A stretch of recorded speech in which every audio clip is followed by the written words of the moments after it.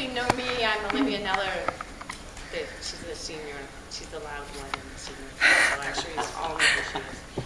I'm her mother, and I'm a geologist at the University of Rochester, and I met many years ago Professor Nyamweru in Kenya when she was teaching at Kenyatta University, and for the past 15 years or so, she's been in Canton, New York at Sarah Lawrence. 22 years. Really? And St. Lawrence. I did it again. You did it again. It's embedded in my St. Lawrence College in University. You know what? We're good friends. We're She still very likes me. good friends. Rafiki.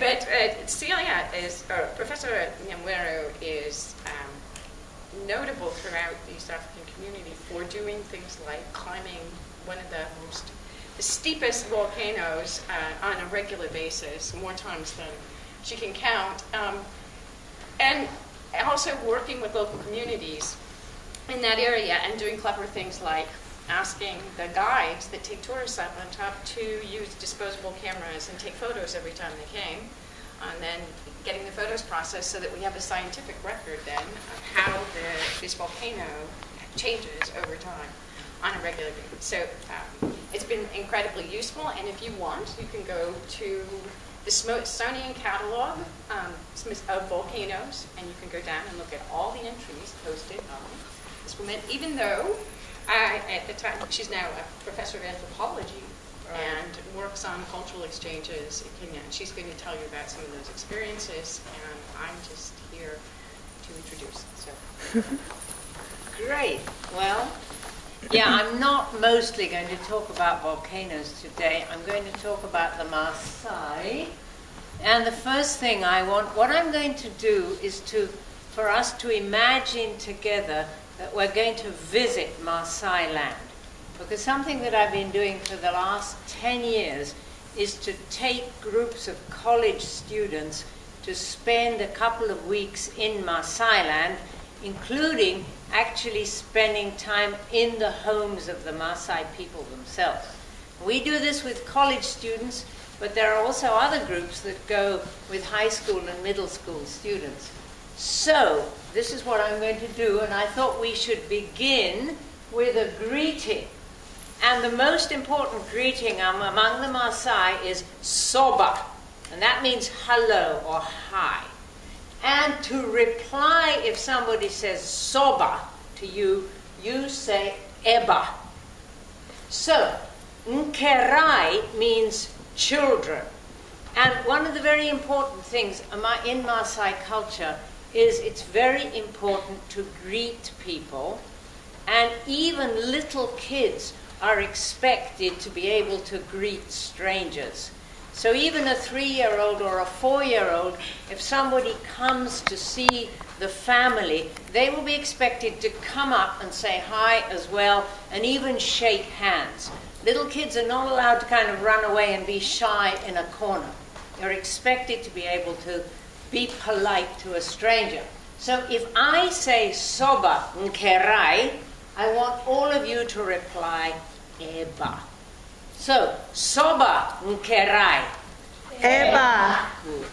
So now we can go ahead, because we've greeted each other. What do? I just press this? Or do I do that? There you go. All right, so what we're going to do is imagining a visit to Maasai land. What are you going to see? Who would you meet? What are you going to do when you get there? Because you're going to be sharing the lives of the people. Where would you live? What food would they offer you? And then a few other things that you might see. Now, if you want to stop me at any time and ask a question, just put your hand up and we can talk about it right away, or we'll have time for questions towards the end. So, what did I do? There we go. Okay, now I think you've already learned a bit about Maasai land, so you know that it's in East Africa, right? Mm-hmm. And this is a map now, more detailed of Africa. That big red blob is approximately Maasai land on the border between Kenya and Tanzania. So when the Europeans came and colonized East Africa at the end of the 19th century, they didn't even think about asking the African people, do you want to be colonized or what country do you want to be in? England and Germany just drew a line across East Africa from the corner of Lake Victoria down towards the southeast, and it cut Maasai land pretty much in half. So today, some Maasai live in Tanzania, are citizens of Tanzania, and some live in Kenya and are citizens of Kenya. But their language and their culture is still very much the same. All right, so what would you see if you go to Maasai land? One of the key things about Maasai land is it has mountains, it has valleys, it has very flat areas and very steep areas. It has a variety of vegetation. It has grass, it has thorny trees, mostly very thorny trees. The trees grow thorns in order to reduce the amount of moisture that they will lose during the dry season, and also to protect them from being eaten by all kinds of herbivorous animals. And there is a giraffe in the first picture, as you no doubt would recognize a giraffe. And in the background there are a number of big volcanoes, including one of the ones that this is Allendale Columbia that I have climbed a number of times. So you'd see wild animals, you'd see grass, you'd see trees, and you would see a lot of domestic animals. Cattle, sheep, goats. Very important to the Maasai because, of course, the Maasai are a group of people we call pastoralists, whose livestock depends on domestic animals. And they have also been, over many hundreds of years, nomads, meaning that they migrate, although today they migrate much less. So what else might you see? Well, the extreme southern part of Maasai land in Tanzania is close to this volcano that Professor Eben just talked about, Allendale Columbia, which in the Maasai name means the mountain of God. And it has been studied by foreigners, by outsiders, since about 1904. So that is 109 years. We have records of its activity. It sometimes has violent explosive activity, which in this case 2006, you can see the plume of steam rising from the volcano. And in that case, there was a worry that people in villages around the bottom of the volcano might be affected by the ash, and they were evacuated, but then later they moved back because the eruption calmed down again. These are two young Maasai men. This was a picture I took earlier, and you can see the volcano behind them. And they were actually in one of their villages. You can see it's quite close to the volcano. So, what else would you see? Well, there are all kinds of interesting looking trees. Does anybody know what these trees are called? Yes? I've seen them before. I forgot what they're called, but they get really big in Madagascar. Okay, you're absolutely right. They grow all across Africa and Madagascar. They're called baobab, B-A-O-B-A-B, and they are adapted to surviving in very dry environments. Notice the black on the ground. That is from fire that burnt the grass at the end of the dry season. Now, because East Africa is on the equator, it doesn't have winter and summer the way we experience at higher latitudes. Instead, it has rainy seasons and dry seasons. So you never talk about spring, summer, fall, and winter when you're on the equator. It's always rainy and dry seasons. And East Africa has 2 rainy seasons each year and 2 dry seasons each year. And at the end of the dry season, the vegetation is tremendously dry, and if somebody's careless with a fire or with a cigarette, or if there's a lightning strike, it'll actually set fire to the dry grass and the grass will burn, and then obviously it's not available for the Maasai animals to eat. The baobab trees can survive having burning around their trunks, and you'll notice they don't have any leaves. because the baobab trees drop their leaves during the dry season, just the way that the deciduous trees in our latitudes, they've all dropped their leaves right now, getting ready for the winter.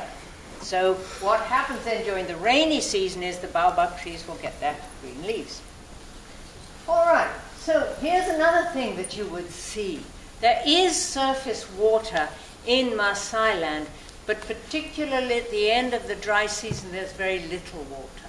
So one of the main problems for the animals and the people is finding water. The photograph on the left is this little trickle of water in the bottom of this big valley, and it's a pity it's not big enough. But do you see some little black? There are 1, 2, 3. Those are actually baboons that have come down to dig in the sand to try and get some moisture. So wild animals, as well as the domestic animals and the people, are all desperately looking for enough water. Bottom right, that's what a surface water pool begins to look like at the end of the dry season. It's full of this rather stinky, smelly water, which people and animals have to share. Top right picture, this is 2 men bringing their cattle down this dry riverbed, moving to find a place where there's some water.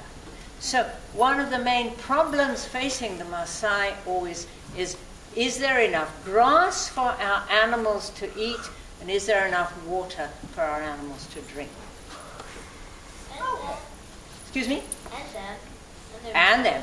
Well, they don't necessarily drink a lot of water. They would get their moisture from the milk from the animals. But of course, if the animals don't have enough to drink, then they're not going to yield very much milk. So there is a problem. No, you're absolutely right. But since most of the water is so dirty and so polluted, it's healthier to drink milk. Sour milk or fresh milk, and they sometimes mix the milk with blood from the animals because they have a way of taking blood from an animal without killing it. And what they do is they have a special bow and arrow, and the arrow has a kind of a rounded point. It's not long and very sharp, but it's sharp on the end, but it's like a semicircle. And they very, very carefully stand next to a cow, and somebody holds onto the cow and sort of twists its neck. So one of the big veins in the neck of the cow swells, and they shoot the arrow gently and carefully into the vein of the animal. And they have a gourd, a container of some kind, maybe like this gourd, which is a plant, like a pumpkin, and they hold this under the animal's neck, and the fresh blood will pour out into the gourd, and then they will mix it with milk, and it's a very nutritious diet, full of protein and iron and animal fat. And the animal doesn't die, you see. It's a much better way of extracting energy from a male animal without having to actually slaughter it and eat the meat. So that would be one way of getting food towards the end of the dry season. Now, this photograph is a bit more cheerful because here we've got lots of nice green vegetation around, and this is the rainy season. So during the rainy season, the animals have a lot to eat, so they put on body mass, and they yield a lot of milk, and people are happy and they have a lot of food. You can see in the background how this lower picture, which is, by the way, this is one of the volcanoes in the Rift Valley. This is a volcano called Shompoli. But look at the puddles there. Those are puddles on a track that wheeled vehicles have been driving along. One of the problems in Maasai land is during the rainy season, it can be very difficult to move anywhere because you get stuck in the mud. We're not talking about paved roads here. We're talking about dirt tracks. But there are some sheep and goats enjoying the fresh green grass. And another slide. So during the rainy season, everything looks fresh and green, and people have a lot of food, and they are kind of cheerful. All right, so here we are. We've arrived in Maasai land. One of the things I want to point out about Maasai land is that people are kind of formal in the way that they interact with visitors. They're not sort of casual, just, oh, hi, come in. That is not the way you would behave. They expect when you bring visitors that the community are going to get together to say hello to them. And these were a group of the community who were meeting. When I came with some of my students, they wanted to welcome the students and they wanted to tell them about their own culture and their lives. Now, notice that you've got people dressed in different ways. Professor Ebinger and I are wearing a kind of a version of Maasai dress. But if you look at these things, yeah, get the blanket as well. This is actually cotton cloth. And this blanket is made of acrylic. It's a synthetic. These are made in factories. Most of the beads these are not beads that the Maasai make themselves. These are glass beads, ceramic beads that were originally brought from Eastern Europe, from the former, what used to be called Czechoslovakia. There is an animal shell here that comes from the Indian Ocean, which is several hundred miles away from the Maasai. So they use a lot of imported things to make what we would think of as their traditional costume. Yes? Where did you get those? Where did I get this costume? Yeah. Well, a Maasai friend ordered it for me from a dressmaker. Oh, that's cool. Yeah. And this one, the one that Professor Ebinger is wearing, is actually mine as well. And that was ordered for me by a man whom I had helped pay to go to high school.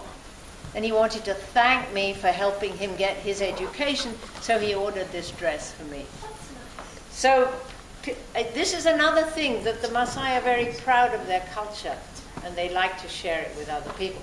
So if you look at this picture here, the man in the middle, and he's been to high school and college. He's giving us a talk about Maasai culture. Well, he's just wearing what I would call regular Western dress, right? The shirt and the pants. Do you see the man on his left who's wearing a camouflage jacket? Mm-hmm. That is actually the government chief. He's the civil servant appointed by the Kenya government to represent the people in that area. So he's wearing his kind of quasi-military uniform because the chief felt he wanted to be there to welcome us. We've then got a number of men, as you can see, wearing things looking more like these blankets. And they have all got these beadwork bracelets on as well. And then to the right, there are a couple of women. Now, the one thing about Maasai culture is that for many hundreds of years, most of the decisions for the community were made by the men. Women did a lot of the work. They milked the cows, they built the houses, they did a lot of manual labor. But the big decisions about what the community was going to do were made by men. Today, women are beginning to get more of a voice in the community, and these two women to the right, one of them's got like a pale color with an orange skirt, and the woman next to her, they were both members of the kind of committee of senior people who were welcoming us. So things are changing for the Maasai. So to begin with, we'd be welcomed, and they would tell us about their culture. They give their names. They would ask you to all, the students had to say who they were so that people could know who they were meeting. Okay. Now, who else would we meet? Well, one of the key things about Maasai land is we'd meet lots of kids. The Maasai love children, and they want to have lots of children. So the average Maasai family might be 6 or 7 children or more. Anybody who only had 1 or 2 children, they look, so why have they got so few children? One of the reasons is that children start to work very quickly. They become part of the team, the family team, looking after the livestock. So it's good to have a lot of kids. And because they don't spend a lot on their clothing. This is a very hot place, so these little boys are simply wearing like a little kind of a cotton rag. They might have a few beads. They may have shoes, or they may be barefoot. So it's not very expensive to rear a child. Unlike if you think of all the stuff that your parents buy for you, right? So here we are saying hi to these kids. Here on the right, the little girl on the right borrowed my sunglasses. You may say, why? You mean they wear sunglasses? No, most of them don't wear sunglasses.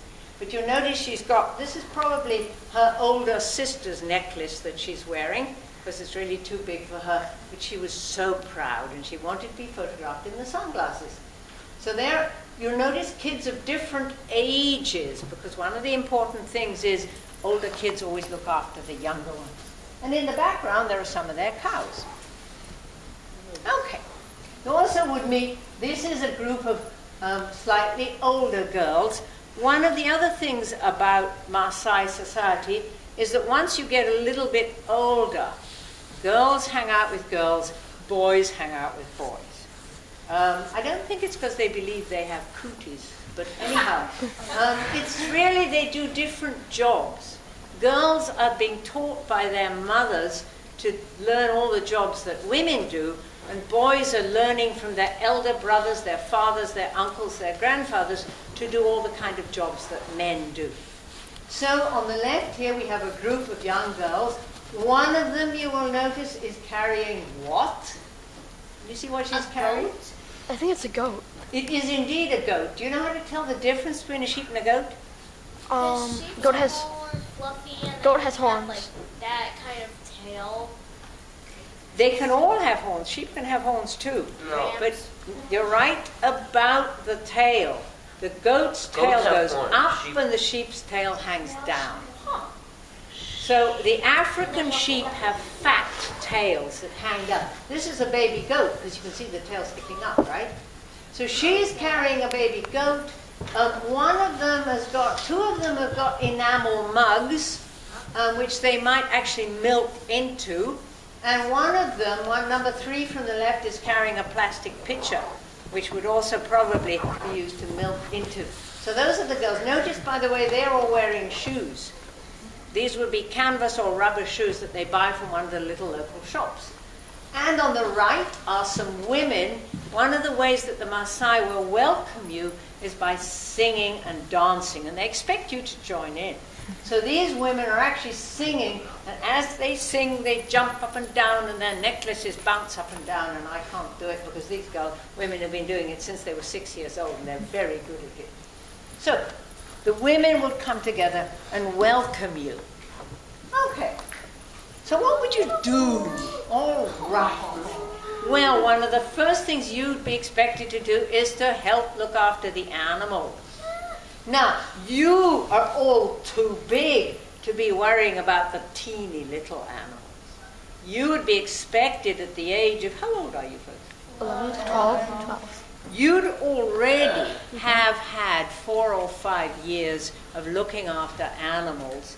You'd be expected to go out during the day and keep an eye on the animals, make sure that none of the animals gets lost, gets stuck in a thorny bush, falls over and hurts itself. And if there was a crisis, you'd be expected to get hold of somebody older to help protect them. But the tiny children look after the tiny kids. So there he is, so proud, picking up that little newborn. That's a sheep, actually. So when they're bigger, sorry? I think that's a sheep. Yeah. Brown head and the tail's hanging down. It hasn't got any flesh on its tail. So when they're bigger, they're going to be milking. And here we have the girls milking and the boys holding on to the nanny goat just to make sure that she doesn't run away. And notice who else wants to get in on the act. Now, one of the important things, the decisions that Maasai women and children, anybody milking, has to make is how much milk do we take for the people to drink and how much do we leave for the baby animals? Because obviously they want the baby animals to be healthy and grow. But the people need the milk as well. So you have to share, you have to decide, we'll take some of the milk for people, that's milked into the cup, and then the little kid is going to be able to suckle the rest.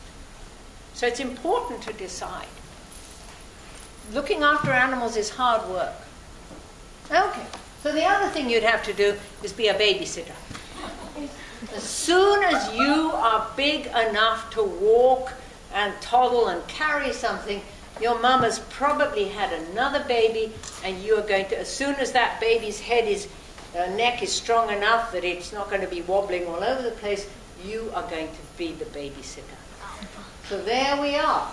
And if a family has mostly girls, then the girls will do most of the babysitting. But if a family has mostly boys, then the little boys are going to have to be also looking after their baby brothers or sisters. So there we are. That is why it's easy to have a lot of kids, because you get a lot of free babysitting from the siblings. Okay, what else might you have to do? Well, this would be more for the girls, and again, I'm sorry to have to say, the jobs are very much divided. Boys do one kind of thing, girls do another kind of thing. This young lady has a donkey. They don't milk the donkeys, they don't eat donkey meat. The donkeys are the beasts of burden, so they have these panniers, and donkeys can be used to carry food. Maybe if they've gone, they might have to walk many miles to a local shopping center. They might go to collect firewood because they cook on firewood, and it's up to the women to make sure there's enough firewood. They might even go and collect water. It's up to the women to make sure there's enough water in the homestead. And if you don't have a donkey, you have to carry it yourself. So that would be one of the jobs you would do, would be to go out and help. And you also have to do the dishes. That big plastic container, the white one there, would be containing water. And this young girl, and look, she's got these beautiful white beads on her upper arms and on her forearms. And she is quite cheerfully washing. These are aluminum cooking pots, which are obviously an imported thing. The Maasai don't make them themselves. They might even come from upstate New York, near where I come from, near Messina, which has 2 aluminum factories up there. Okay, what else would you do? Well, might be more for the boys. A few Maasai families might be lucky enough to have a bicycle, and if you are a boy who knows how to ride a bike, you might have to go to the shopping center to do some errands. You might have to take your mother or your father's mobile phone, your cell phone, to be recharged, because the Maasai have started to use cell phones a lot, but most of them don't have electricity in their homes. And there are places in the shopping centers where there's electricity, and you take the cell phone there, and for a small amount of money you plug it in and it gets recharged. And you can also buy airtime there, because they do a pay-as-you-go rather than having a plan. So that might be a job for the boy to do. And then in this case, he's also learning from his father. By the way, that's a sword, that pale beige thing hanging off the man's belt. That is the sheath for his sword, because Maasai men carry walking sticks and swords, and the younger men carry spears. So he's showing the younger boys how to look after the livestock, sheep and goats, showing them how to recognize if something's wrong, if it's got a tick, if it's got a wound, all kinds of things. And that's what you would be learning. Now, it's important to recognize that these days, over the last 50 years or so, a lot of Maasai children get sent to school where they have the formal paper-based writing, reading, math-based kind of education, more similar to your kind of education. You will notice they have a dress code, school uniform. They're not all going to be wearing their own nice clothes that they choose to wear. But think how much easier it would be in the morning if you don't have to decide what to wear today. You just put on your school uniform. This is a gingham check. Different schools have different colors. And that's a group of mostly boys, but increasingly now girls are getting sent to school as well.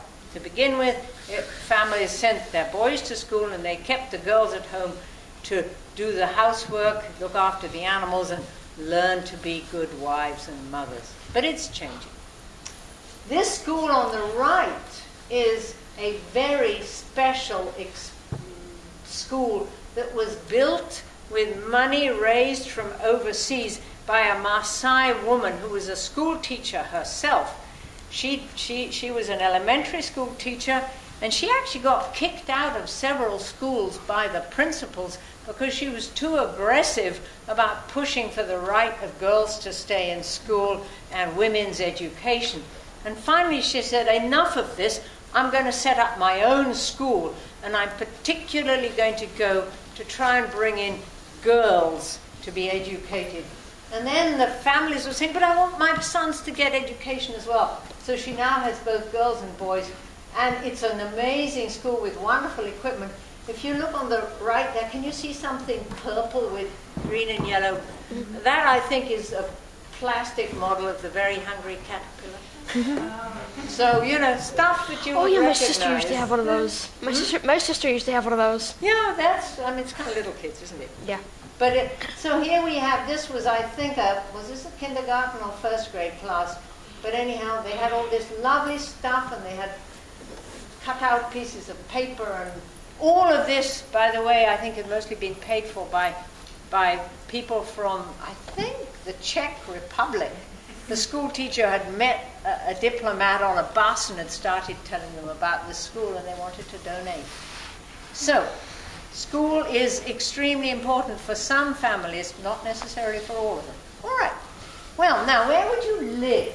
Well, here we are on top of a hill, looking down over an area, scattered trees, a lot of reasonable amount of grass.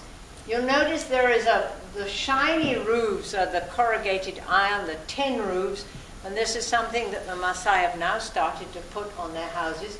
But the browner areas, those little circular patches, those are the family compounds, the families where they live. They've got a fence made out of thorns to keep the animals inside at night, and their houses are in there. And each family would live in one of the, we've got 1, 2, 3, 4, 5 of those kind of blobs. And then there's a bigger area with a bigger fence where they would also keep the animals if they're trying to protect them. So that's what it would look like, the landscape. Okay, we get closer. What do the houses look like? Now, these are 2 photographs of Maasai houses. On the left, we've got outside. You'll notice they're made of a combination of wood, those lots of straight sticks stuck in the ground, and then inside there's mud so that the wind, cold night air doesn't blow in, and then the roof is made of a mixture of mud and cow dung.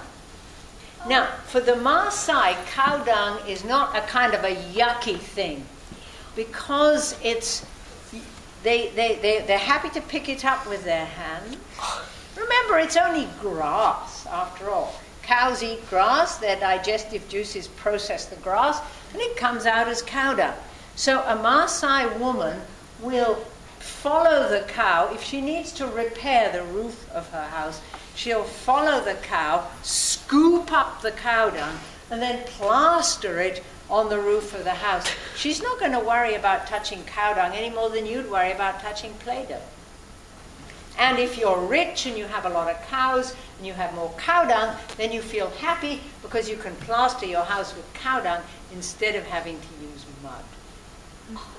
So the roof of the house has got this thick, waterproof, rainproof layer of cow dung.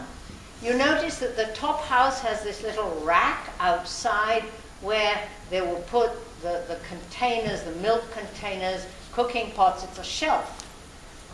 Inside, if you turn to the right-hand picture, they're actually cooking on, there's very little light. These houses have, sometimes they have no windows at all, and sometimes they have tiny little cracks of a window which let in a little bit of light. Do you see there's like a little candle burning there? Mm-hmm. That is in fact little container, little metal container of kerosene with a wick in it. So it is a lamp just throwing a little bit of light. And the black thing with the white in it, that white is actually porridge that they're cooking from cornmeal, and the black thing is the black cooking pot over the fire. So that's the kitchen, which is next to the bedroom, which is next to the side area where the small animals stay. So at night, the people and the tiny animals all stay under the same roof. Okay. So what would you eat? Well, if you're being welcomed by the Maasai, they would kill an animal for you. So they would slaughter probably a sheep or a goat, and they would, basically it's a barbecue. That would be the way of welcoming somebody, and that's done by the men. And as you know, I think probably in our families too, the one time that dads do the cooking is when it's a barbecue, right? Yeah. And this is true with the Maasai as well. That's when the men do the cooking. They slaughter and they cut it up very, very carefully, and he's actually cutting the meat off the leg of a sheep or a goat, and that big pan is full of wonderful hot roast meat. So that would be the luxury. They don't eat huge chunks of meat every day. On the right, we have a scene inside the house where this woman has been doing the cooking. You see the green bowl down on the left? Yeah. That's actually got potatoes in it. Because the Maasai have gradually, over the last 100 years, changed their diet.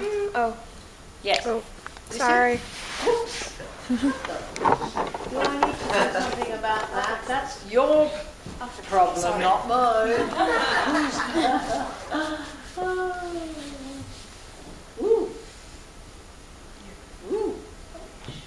There we go. Sorry. Okay, no problem. There we go. Back to the story, right? So we've seen the potatoes down there. So what I'm saying is that what the Maasai are doing these days is they buy more food from outside. They have more people, they have fewer animals, and basically they have to rely on carbohydrate foods. So that's potatoes, that's cornmeal, something like grits, something like porridge that they would eat. And as a luxury, they would make pancakes as well, using wheat, flour, and eggs, and milk. So what she's got, that black thing there, is a skillet where she was going to start making pancakes for us. The fireplace is on the bottom right-hand corner, and that white is the grey ash. And they'll get a fire going there, and that's where they do the cooking. So inside the Maasai house, it's incredibly smoky. One of the problems that the Maasai face, they get a lot of eye infections because of the smoke. All right. Now, finally, we shouldn't forget that there are other kinds of animals around in Maasai land. The Maasai have shared their environment with wild animals for hundreds of years. And one of the reasons that there are always so many wild animals in Maasai land is that the Maasai did not hunt. They didn't eat most wild animal meat. The only meat they thought was good to eat was the cows, the sheep, and the goats. And there's one large antelope called an eland, which looks rather like a cow, and if they had to, they would eat eland meat. But the animals on the left, those are called impala. They're rather like a size of a white-tailed deer. But the Maasai would not hunt and kill impala. The animals on the right, top right, do I have to tell you what they are? No. Now, the Maasai would not hunt elephants. If they found ivory, they might make earrings or bracelets out of the ivory, but the Maasai themselves had no reason to kill an elephant. So they coexisted with elephants. What about the guys on the bottom right? Yes. Buffalo? Yes, what kind of buffalo? They are not water buffalo. Do you know what they're called? Yes. Cape buffalo, yes. Yes. I've taken an awful lot of grown-ups on trips to Maasai Land, and they keep talking about water buffalo, and I say, no. Cape buffalo are the wild African buffalo.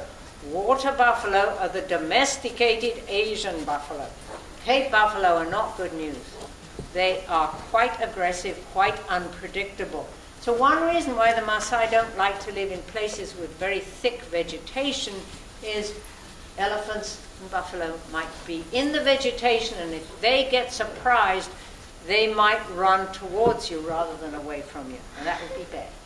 So the Maasai, the only thing that would bother the Maasai also about is something like the Cape buffalo. They're very, genetically, they're very close to cattle.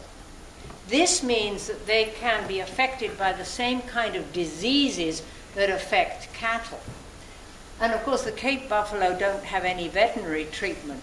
So if they are grazing close to the cattle, they can transmit disease to the cattle. And the Maasai are very worried about the health of their cattle. So that's kind of bad news if they're too close. And of course, they're eating the grass that the cattle also want to eat. So at the end of the dry season, if there isn't enough grazing there, then the Cape buffalo are a nuisance because they're taking food away from the cattle. And, of course, we might also see the Maasai also share the environment with these. Now, the one on the right is what? Lioness. Bottom right. Cheetah. Oh, cheetah. The cheetah, yeah. Now, the cheetah, I just put in because it's such a pretty picture. The cheetah is actually not a threat to most domestic livestock. Maybe if there was a newborn kid or goat that was wandering around, a cheetah might go for it, but the cheetah normally hunts smaller things. They're not aggressive, they don't bother people. But what are they called? Cheetah? No, I don't know why they're called cheetah, you know. Cheetah, they're kind of... I mean, people have actually kept cheetah as pets. I don't recommend it. But when I first went to Kenya many, many years ago, I went to a family where they had a cheetah under the breakfast table. Yes. I would have cheetahs. Yes. That would be awesome. Actually, it's not a question. Just some reasons why That'd be awesome. people have cheetahs as pets is because like they might have found it out in the wild all along as a cub, so they might try to rescue it and just it could never go back to the wild because it wouldn't know how to hunt or survive. You're absolutely right. And the problem, of course, is that the cheetah mothers hide their babies when they go off to hunt. And sometimes you might find a baby in the wild that isn't really abandoned. You see, the mother was going to come back, and if you scoop it up thinking, oh, this poor little thing, I need to look after it, actually the mother was off hunting and would have come back. So it's a kind of a problem about bringing wild animals in. Cheetahs less so, because they don't become aggressive, but my goodness me, trying to domesticate a lion is a very thing. Yeah. Was there another hand up over here? Somebody else? Henry, do you have a question? She got it? Okay. Okay. So, on the left, what's this thing? Yes. This is the hyena. Hyenas are a problem. They attack animals. They also attack people. And especially if somebody is sleeping in a kind of not a very protected area, they can in fact attack somebody and grab them by the face or something. So hyenas are definitely a problem, and they will certainly attack domestic animals. But the big one, of course, is the lion. We have the lioness with the 3 cute cubs that are also going to be hungry, and there's the male lion on the left. And they, yes? Fun fact about lions, actually when lionesses come back with their prey, first the male eats, then the lionesses, and then the leftovers for the kids if there's any. And did you also know that a male lion might kill the cubs because they're not his?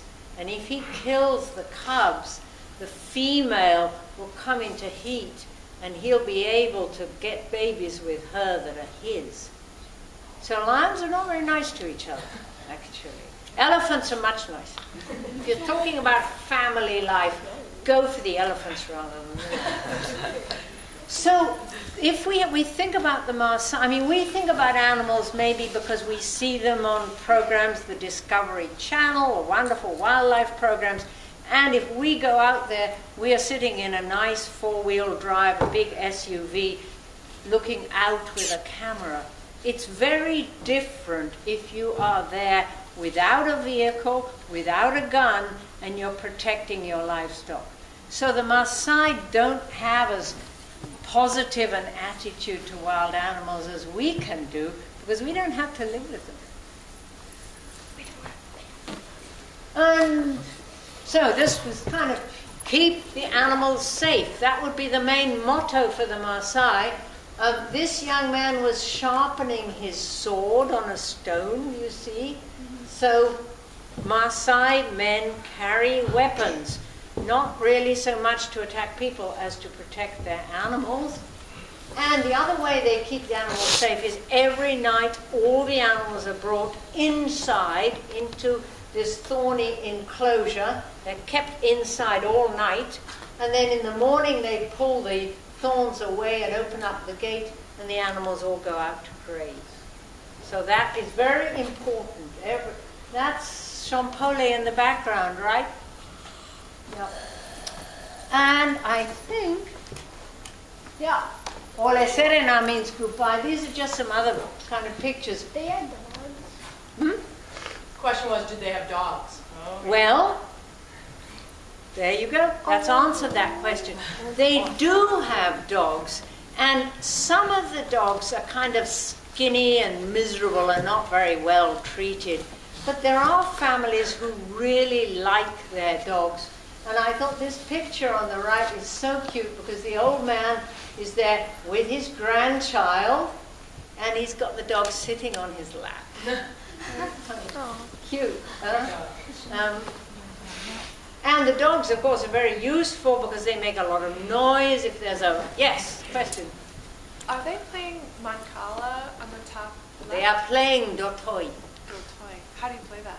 Well, like Mancala, it's the same game. It's played all over Africa. You move the stones from one hole to the next, and if you end up opposite a bundle of stones on the other side, you get them, and so on. It's a game that the men play. Women are much too busy working to play it, but the old men will sit there. And I heard a story about a blind man, because one of the problems for the Maasai is there's quite a high incidence of blindness because of the smoke, because they might get thorns, or because of flies bringing infection. And there was one blind man who was so good, he just ran his fingers over the board, and he could count how many stones were in each hole, and he could still win. So if you imagine somebody playing chess who's blind, just remembering the pieces. So that is indeed, it's the same game, but the Maasai name for it is Ndotoi. So that's one of the occupations of the men. And then down here we have the warriors. These are the young men in their later teens to early mid-20s, and they used to have two jobs. One was basically defending the community against hostile groups, and the other was looking after the bigger animals that had to be taken further away. But they also enjoyed dancing. They're doing a kind of a competitive dance where you see who can jump the highest. So one of the things, if you were to go there, is they'd get the guys, not the women. The women don't do this. Women do different kinds of dancing. But they would get the guys there and they'd say, okay, join us and let's see how high you can jump. And they're just jumping off the ground. They're not taking a running jump. They just stand there, bend their knees, and whoop, up and down they go. So that's what's going on there. So music and dance is a very important part of Maasai life. And that is the last slide. That was awesome. So, if people have questions, I was going to say, how time, what we're good if there's some questions. I mean, touched on a lot of different things, and you guys, a lot of that sounded familiar to you. We talked a little bit on science class about how the kids and the fluoride in the water and the teeth and some of the medical care and dental care. So I don't know if you want to, well, actually, we'll start with their questions. Danielle, do you have a question? If they wash their dishes with the probably is, yes. And I mean, a lot of ethnic groups in Kenya and Tanzania have very high fluoride water. It's the groundwater. Yeah. And they do have brown lines across their teeth. Yes. But they don't know about it. I mean, nobody's warned them. Yes. Eliza, go ahead. I think she's... After they wash their dishes, would they drink that water or would their animals drink that water? Probably not. They probably just throw it on the ground. Yes. Yes. Good question. Yes. Yes. Do they have some people in their groups specialize in medical care? Yes, Great they do. question, That's Riley. a wonderful question. And I mean, I could give a whole talk on indigenous medicine because I'm just teaching that to my students at St. Lawrence. But basically speaking, everybody would know some obvious things. Like there are plants that have a sticky sap. So if children, young people are out herding, they would know if they scratch themselves on a thorn, you break off this and you, like aloe vera, you smear this on your hand. So there are certain things that everybody knows. There are certain things that the women would know. I'll come to you in a minute. The women would know, and that's to do with pregnancy, childbirth, menstruation, stuff like that. So in that case, a young woman would ask an older woman for advice. And then there are specialist healers. And it's not only human medicine, it's veterinary medicine as well. So they may know, and I think there's somebody who's done a big study. They know hundreds of different plants, and they know whether it's the root or the bark or the leaf, and what you do, whether you boil it, whether you mix it with milk, whether you mix it with fat, and they have a whole pharmacology that they know. So they have their own medical healers. Now, they also now have access to Western medicine as well. So there are hospitals and clinics, not very widespread. So if somebody is actually having a medical emergency, they'll probably get dealt with at home. They also have people who are bone setters. So if somebody breaks a bone, there are experts who can kind of feel without doing an x-ray, and obviously no anesthetic either. And they can actually set the bone. We had a student, let me just tell you, we had a student at St. Lawrence who was from the Samburu area, which is related to the Maasai, and he got kicked by a bull when he was helping his father do something with the livestock, and it broke his leg, and one of the old men, one of the bone setters, set the leg, put the bones in the right position so they will heal, right? Move, and then they wrapped it. And then when they took him to the hospital and did an x-ray, they found that the old man had done exactly what the Western doctors would have done. And he healed. So now there's a choice between the indigenous medicine and going to a modern Western clinic. Yes, red hair over there.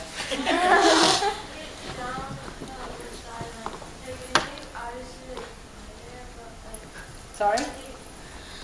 How do you get down there? How do you get down there? Well, you fly to either Nairobi or to Arusha, and then you get ground transport. And there are roads running into Maasai land. There are some paved roads. They're not very well maintained, so there are potholes, and you have to zigzag around the potholes. And then there will be tracks, and some of them are okay even during the rainy season because they're kind of stony and gravelly. And there are other tracks which are only good during the dry season because during the rainy season they're covered with their deep in mud. Transport is definitely a problem. But once you get there, and then you walk. The last bit. Yes? If an animal got injured, would they have anything to heal it? If an animal got injured, she's asking about. Yes. Oh, yeah. I mean, if it was very badly injured, they would slaughter it and eat the meat. But they have ways. I mean, I've seen a lot of sheep and goats kind of hobbling around. They broke one leg and they can still keep up with the others.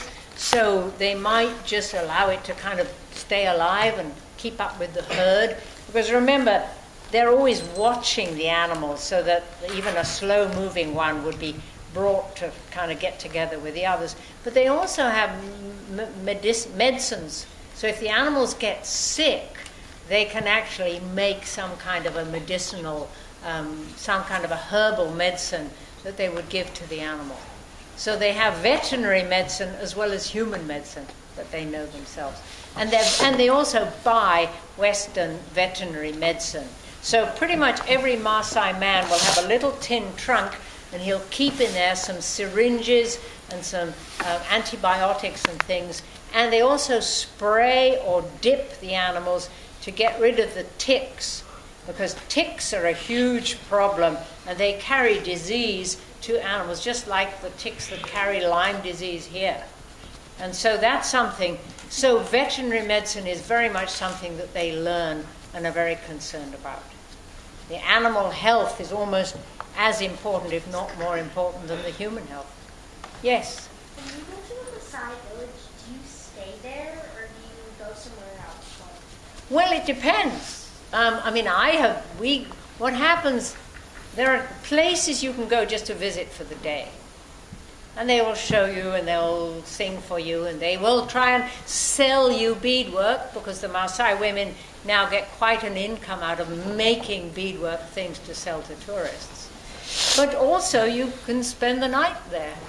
It's not very comfortable because the beds are made of kind of wicker sort of sticks that are woven together. And then they might have a cow skin, a dried cowhide. It's very warm in there because those houses with the cow dung roofs are very well insulated, and there will have been a fire there. And then you cover yourself with one of these Maasai blankets, and you hope there aren't too many fleas jumping around. But yeah, yes. What would they do with the What would they do if... the ticks got on the Well, they will pick them off, or they will spray the animal with an insecticide. They actually buy pumps. It's kind of like a foot pump, and then it has this spray, and you pump with your foot, and it sprays an insecticide mixture onto the animal. So they will do that. It's one of the things that men learn to do when they're quite young. They'll help their fathers and their uncles. So they will buy insecticide from a shop and then mix it up with water and then spray. Yes? What currency do they use? What? What currency do they use Oh, for well, money? if they're in Tanzania, they use the Tanzania shilling, and if they're in Kenya, they use the Kenya shilling. And, I mean, in the old days, they would barter, they would exchange things. But these days, they have money, and they keep the money rolled up in little kind of containers. They're not really wallets, but they are very aware of the value of money. Yes, yes. What does the spray do? Does it like make the tick die or make It makes the tick die. And it's kind of important to get the concentration right. Obviously, you've got to get the right amount of water and the right amount of spray. So one of the problems is if people have never been to school and they can't read the directions on the container, making sure that they get the directions right.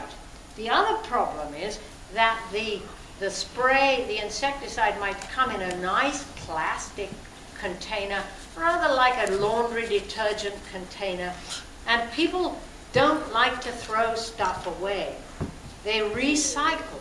But the problem is if you recycle a container that's contained poison, you might be putting drinking water or milk into it, and you haven't really cleaned it out enough. So that is very definitely a problem. So some of these chemicals are not used as carefully as they should be. Yes? I actually have 3 questions. Oh my God. I wanted to make sure the kids. Right. Religion. Yes. What do they believe? The Maasai had their own religion. It was a monotheistic religion. Do we know what monotheistic means? Yes. They believe in one God. They believe in one God, exactly. And God was called Ngai, N-G-A-I or N-K-A-I. That's Oldonyo Lengai, the mountain of God. So they believed in one or God.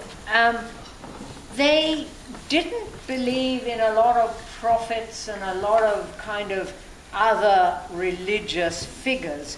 What they did believe in very much was prayer.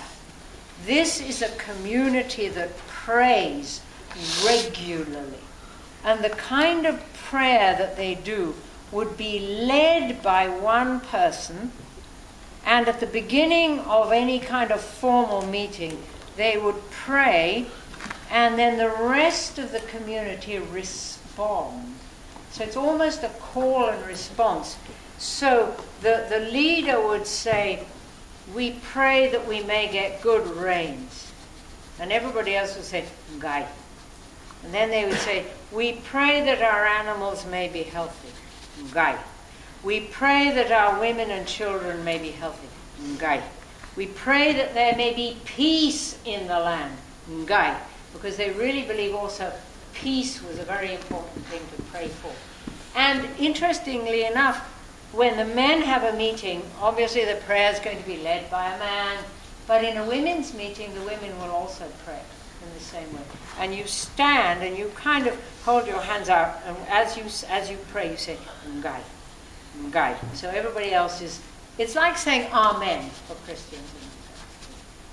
So that was the indigenous religion, and many Maasai, even though they may have been to school and been baptized as Christians and have Christian names, they will still use the indigenous forms of prayer. Now, since the beginning of the 20th century, there has been quite a lot of missionary activity in Maasai land. So now there are Christians and a few Muslims, not as many. Islam is more at the coast, several hundred miles away. But so there are a lot of Maasai Christians as well, and there are Christian churches. Yep. Okay, then my next question is, since most of them don't necessarily go to school, how do they educate the younger kids and tell the younger generation about their tribal history? Well, this goes on throughout. I mean, I think, what we have to recognize is that all indigenous peoples had hands-on education from the time that a child was old enough to understand what was being said, or even as soon as a child could copy what other kids are doing. So they were taught, as it were, on the job, whether it was child care, whether it was animal care. Some of them would learn maybe if your father or mother was a healer, was a herbalist, you'd learn by going out with them. Now, about the history, this would be taught by the elders sitting around the fire in the evening, telling stories. And there are lots and lots and lots of different stories. I mean, there's a story, which I don't like very much, explaining why is it that the men own the animals and the women don't. Because all of the livestock belong to the men. And the story is that the women used to own the animals. But one day, the women said, "My child is not going to go out and look after the animals today. I want my child to stay at home." And all the other women said, "Well, then our children are going to stay at home as well." And so the animals all wandered off with nobody to look after them, because the women were not having their children look after the animals properly, and those animals went wild in the bush, and that's how the women lost their animals. So that's why men own the animals. So they have stories like that kind of explaining the culture. And then they have stories about moving southwards, the migration that they made into the area, and the fact that God gave all the livestock in the world to the Maasai. So there are stories like that as well. They believe, one of their stories is that all the animals in the world belong to them. So it's okay to steal from other ethnic groups. But the governments don't think that.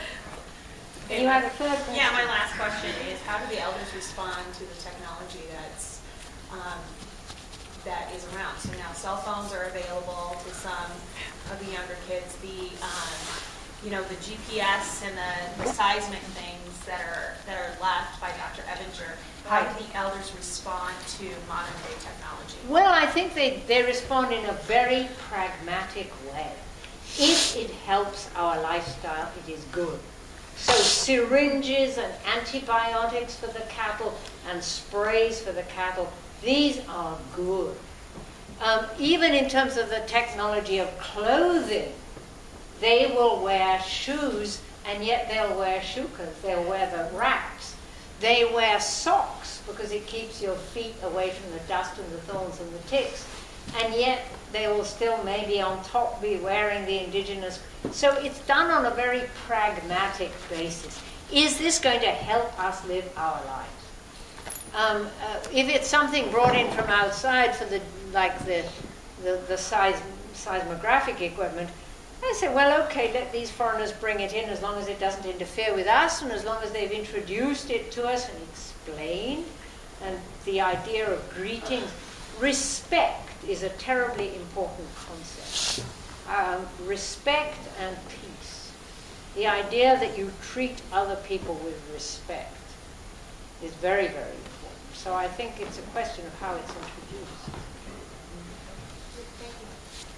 Any other questions? Oh, Mr. Shepherd. Yes. I wonder if you could tell us about your profession and maybe how you became involved with Maasai people. I started off as a physical geographer, studying evidence of lake level change in the Rift Valley. And I was working in an area that had been Maasai land before the white ranchers took it over. So I managed to already be moving around in an area where they were Maasai. I met some Maasai women who were married to army men. There was an army base in the area I was studying, and I got to know some of the people. And I met two Maasai women of about my age. One was the wife of an officer who ended up the commander-in-chief of the Kenyan army, and one was a non-commissioned officer who ended up as a regimental sergeant major. And these two women became my friends. In fact, one of them is the one who had this made for me, and the other woman, who tragically passed away, had this necklace made for me. So I had this personal friendship. And then when I got involved with St. Lawrence University, taking students into the field, I decided if we're going to talk about wildlife conservation, we need to do it from the perspective of the ethnic group that lives in close contact with wildlife. This would be the Maasai. So that's when I then started to kind of pull in my contacts. The dress that Professor Ebinger is wearing was made, as I say, for me by a Maasai, a Samburu man, whose high school education I paid for. And he became a conservation worker himself. So I was able to work with him to make these contacts. So it's been a combination of professional and personal, basically. Does that make sense? Yeah, yeah. Wow. Good questions, you guys. Very good. Well, thank you so much.